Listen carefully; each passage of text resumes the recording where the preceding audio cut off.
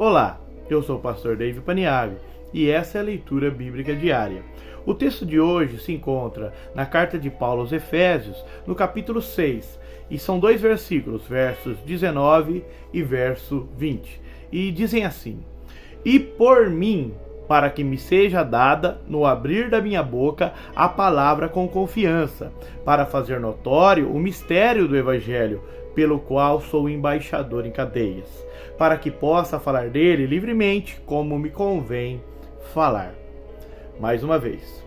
E por mim, para que me seja dada, no abrir da minha boca, a palavra com confiança, para fazer notório o mistério do Evangelho, pelo qual sou embaixador em cadeias, para que possa falar dele livremente, como me convém falar. Efésios 6, a partir do verso 10, Paulo nos apresenta a armadura de Deus. E ele descreve ali cada um desse importante equipamento de proteção para o cristão. Só que, após apresentar a armadura de Deus, Paulo apresenta a estratégia divina para vencermos a guerra contra Satanás e suas hostes. Essa estratégia é a oração. Isso está no versículo 18 e está escrito orando em todo o tempo. A palavra orando está no gerúndio, o que dá a ideia de continuidade da oração.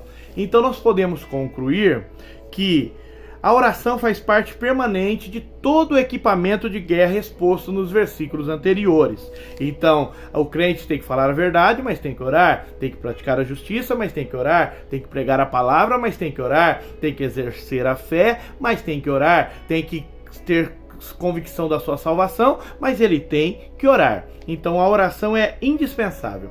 Orar não é se preparar para a batalha. Orar é onde a batalha começa. Por isso que é tão difícil começar a orar. Por isso que é tão difícil fazer um propósito. Porque quando você dobra os joelhos, a batalha espiritual começa. Depois de nos vestirmos da luta, de sabermos quem é o adversário, isso está em Efésios 6,12, o príncipe das trevas deste século, as hostes espirituais da maldade, nos lugares celestiais, e de conhecermos também os nossos aliados, que é o Espírito Santo, que é Jesus, que está sempre ao nosso lado, então estamos prontos para atacar. Só que o exército do Senhor, ele marcha, mas ele marcha de joelho no chão. O diabo, ele faz de tudo para impedir que o cristão ore. Ele muitas vezes ele nem se importa com algumas coisas que a gente faz. Ele não se preocupa com a beleza das nossas vozes, com a nossa dicção perfeita, como temos a habilidade de louvar. Ele se preocupa mesmo e tem medo, na verdade, das nossas orações. Muitas vezes o inimigo zomba dos nossos planos. Ele sabe que quando o crente ora, é aí que o crente ganha a guerra. Jamais seremos mais fortes do que nossas orações. Nenhuma igreja jamais será mais poderosa do que a vida de oração dos seus membros. Jesus advertiu em Mateus 26:41, vigiai e orai, para que não entreis em tentação. A igreja precisa de uma coisa, e sempre precisa disso: mais guerreiros de oração. São soldados que clamam pela bênção de Deus, que clamam pela sua força, que clamam por recursos divinos contra o adversário. E Paulo ensina a igreja, ainda no versículo 18, a orar por todos os santos. E agora começa o versículo 19. E por mim, para que me seja dada no abrir da minha boca a palavra com confiança, para fazer notório o mistério do Evangelho. Aqui no versículo 19, Paulo solicita oração e intercessão a seu favor. A lição oferecida aqui é que nenhuma pessoa viva pode dispensar a ajuda intercessória dos santos a seu próprio favor. Paulo era exemplo em tudo quanto ele ensinava. Ele orava incessantemente por todos e carecia da mesma ajuda, oração. Sua batalha era ferrenha contra as forças do mal. E ele sabia que sozinho ele não conseguiria vencer. Ele precisava de força espiritual e sabia que as intercessões a seu favor o ajudariam muito. Por isso ele fala: orem por todos os santos e por mim em especial. A intercessão sincera anula qualquer presunção diante de Deus e nos tornamos acessíveis às bênçãos que pedimos, que solicitamos. Paulo pede, olha o pedido: para que me seja dado, no abrir da minha boca, a palavra com confiança. Paulo não queria abrir a boca para falar de si mesmo, ou falar de vãs filosofias, como os gregos, mas ele iria abrir a boca para falar de Jesus Cristo e esse crucificado, nosso Senhor e Salvador.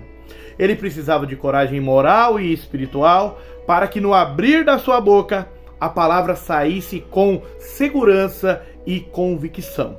Tem um versículo em 1 Coríntios que fala: se a trombeta der sonido incerto, quem se preparará para a batalha? É por isso que o pregador ele precisa ter convicção daquilo que ele está falando.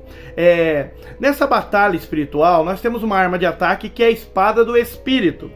Ela precisa se movimentar com firmeza. E Paulo quer usar essa espada do Espírito com confiança para ter golpes certeiros contra o pecado. Afinal, a palavra de Deus, ela é a ferramenta do Espírito Santo, porque o Espírito Santo é que convence da justiça, do juízo e do pecado. Mas é por intermédio da palavra pregada. A fé vem pelo ouvir, e o ouvir pela palavra de Deus. Segundo pedido, ele pede para fazer notório o mistério do Evangelho. Esse mistério já foi revelado aos santos, mas aqueles que estão em trevas ainda é desconhecido. Por isso precisamos notificá-lo a todos os homens. Nós, Igreja do Senhor, temos essa missão. É a grande comissão, é o ID do Senhor Jesus. E o mistério do poder transformador que o Evangelho realiza na vida dos pecadores. Nós não podemos negligenciar o poder do Evangelho. Ele é poder para a salvação, para resgatar alguém das garras do diabo e trazê-lo para Cristo. Para fazer notório esse mistério, é preciso do quê? Poder espiritual. Agora o versículo 20, Paulo escreve dessa maneira: pelo qual sou embaixador em cadeias, para que possa falar dele livremente, como me convém falar. Interessante que Paulo está preso na sua primeira prisão em Roma. Anteriormente, na própria epístola de Efésios, ele falou de si mesmo assim: prisioneiro por amor de vós, gentios. E se chamou e se gloriava disso, de se chamar prisioneiro do Senhor. Consequentemente, ele está dizendo que o Evangelho, o Senhor e os gentios são as três razões para a sua prisão. Ele era então prisioneiro por causa desses três fatores. Ele foi preso por causa da causa de Jesus Cristo. Ele foi preso por pregar o Evangelho aos gentios. Todavia, mesmo nessa condição, Paulo recebeu graça para resistir. E ele está o quê? Escrevendo, pregando o Evangelho. Ele escreve nessa primeira prisão de Roma, no mínimo 4 epístolas, que são as epístolas de Efésios, Filipenses, Colossenses e de Filemão.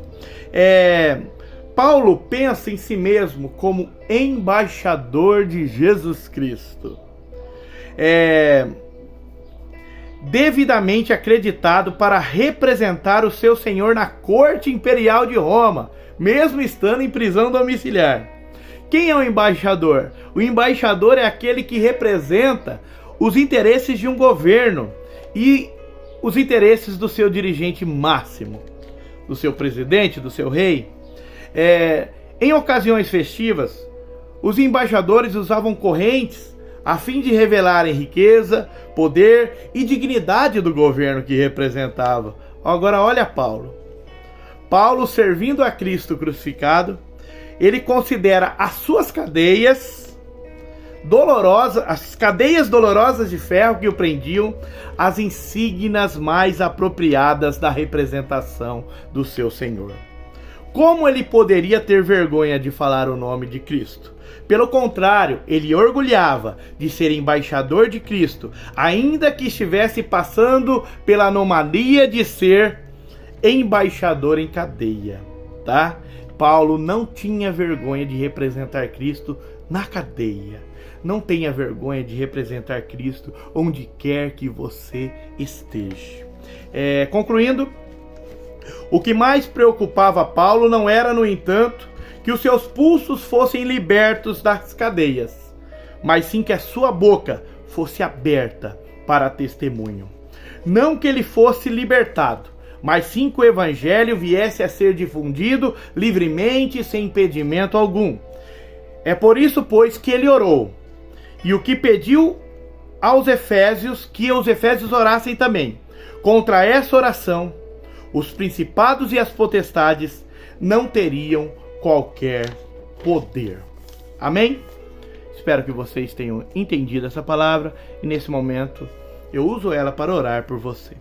Pai Santo, tremendo e poderoso, te exalto e te adoro por mais uma oportunidade de ter gravado um vídeo, Senhor, para edificação espiritual destes que clicam, que escutam esse áudio, esse vídeo.